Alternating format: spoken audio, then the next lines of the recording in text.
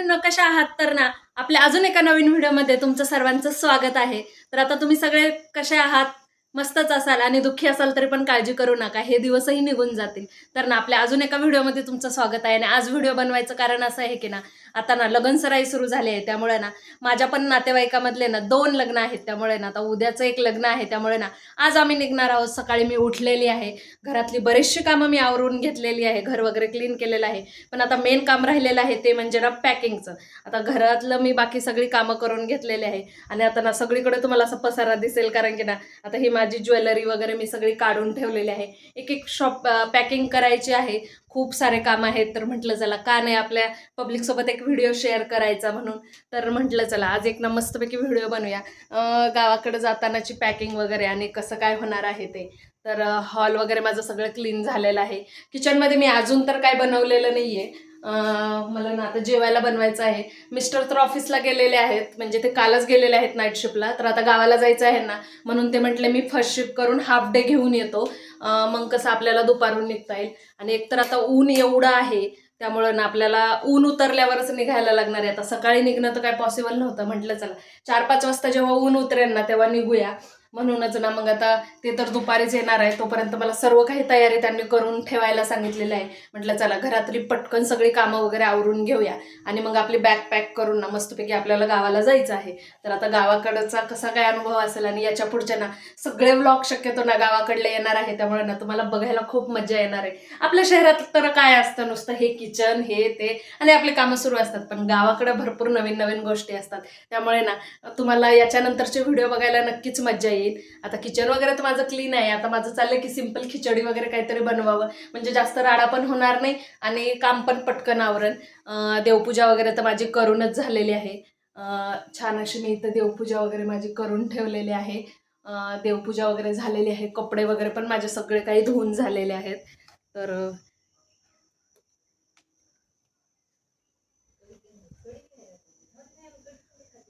कपडे वगैरे धुवून झालेले आहेत माझे सगळे. आणि इथे ही माझी कपडे धुण्याची जागा इथं खूप लवकर ऊन येतं.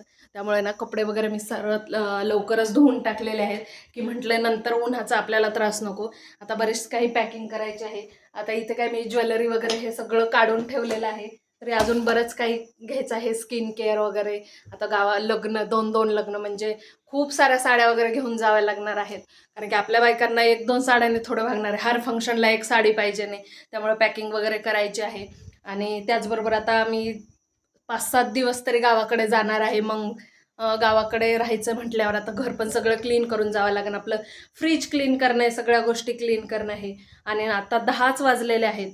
पण बापरे बाप एवढं ऊन आहे. बाहेर बघू शकता तुम्ही एवढं सारं ऊन पडलेलं आहे ना, की ना बापरे ह्या वर्षीची गरमी खूपच बेकार गरमी आहे. कसं काय होणार आहे काय माहीत. मला तर भरपूर टेन्शन आलेलं आहे गावाकडे गेल्यावर तर ना कशा काय गोष्टी होणार आहेत म्हणून. कारण की ना एक तर इथं आपल्याला घराच्या बाहेर निघायची सवय नसते आणि आता गावाकडे गेलं म्हणजे ना प्रचंड गरमी असणार आहे. पण आता काय करणार, घरचे लग्न आहेत त्यामुळे ॲडजस्ट करावं लागेल. मी तर लग्न ठरवले होते ना, त्यांना तर म्हटलं होतं काय यार असं उन्हाच्या कोण लग्न ठरवतं का.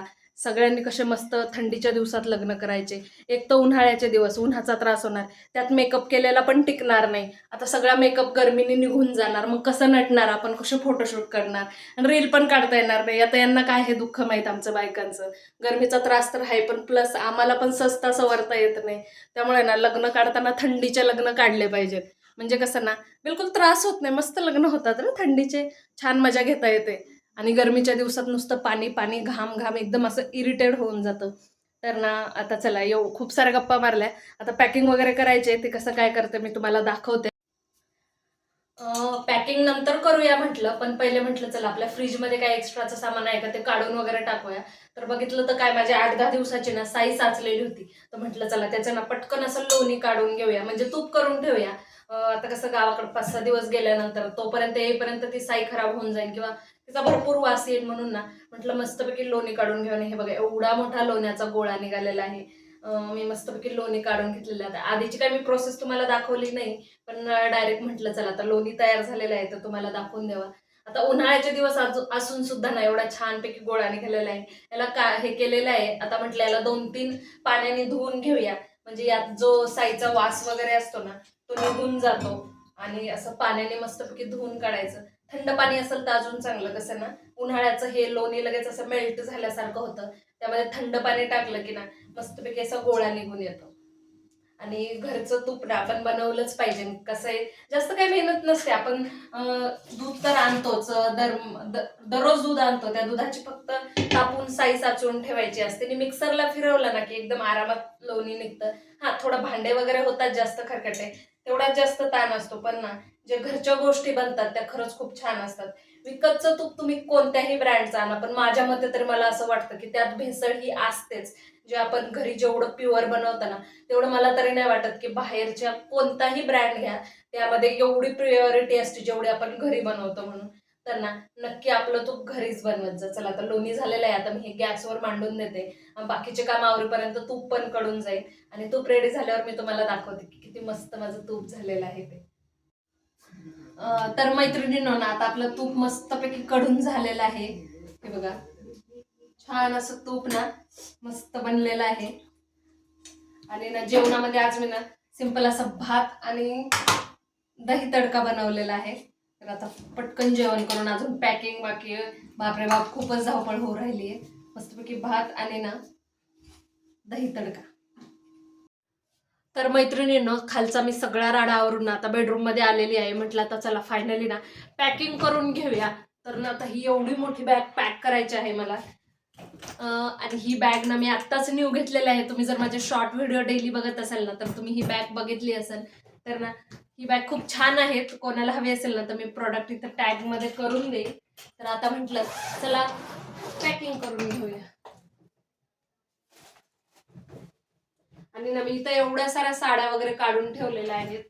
आता मी ना कमीत कमी 7, 8, 10 साड्या घेतलेल्या आहेत.